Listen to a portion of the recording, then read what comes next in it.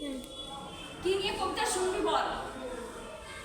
এত গাছপালা তোদের স্কুলে এসছি আজকে আমরা কবি সম্মেলনে পশ্চিমাঞ্চল, তো কি নিয়ে কবিতা শুনতে চাস বল? সেই কবিতায় শোনাবো, যে কোনো একটা বাংলা শব্দ বল। গাছপালা। আমার নাম তারা মাহাতো, আমি কবিতা লেখার চেষ্টা করি আর নিজের কবিতা আবৃত্তি করি, অন্যর কবিতাও আবৃত্তি করে দিই।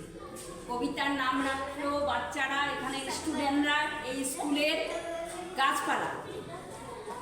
জীবনে চলতে গেলে সবুজের প্রয়োজন, সবুজ চারিদিকে ছড়ানো, মায়াময় মুখ যেন শিশু তোমার কোলে হাসে, তেমনি ভাবে সবুজের রং তুলি প্রকৃতি মা এঁকে দেয়।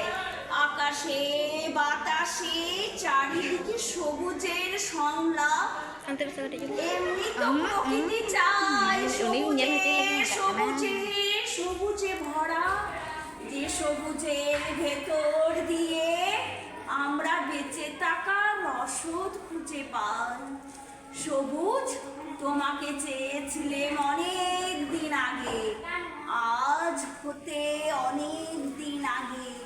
এমনি ভাবে তুমি মাটির সাথে সখ্যতা করে আঁকড়ে থাকো প্রকৃতির বুকে। সমস্ত অত্যাচার হিংসা সব ভুলে গিয়ে প্রকৃতি সাজো সবুজ হয়ে। ওগো দেশবাসী, সমাজবাসী, মানব জাতি, দরকার ছাড়া গাছ কেটো না, একটি গাছ একটি প্রাণ। গাছ আমাদের অক্সিজেন দেয়, কার্বন ডাইঅক্সাইড টেনে নেয়, তাই আমরা বেঁচে আছি।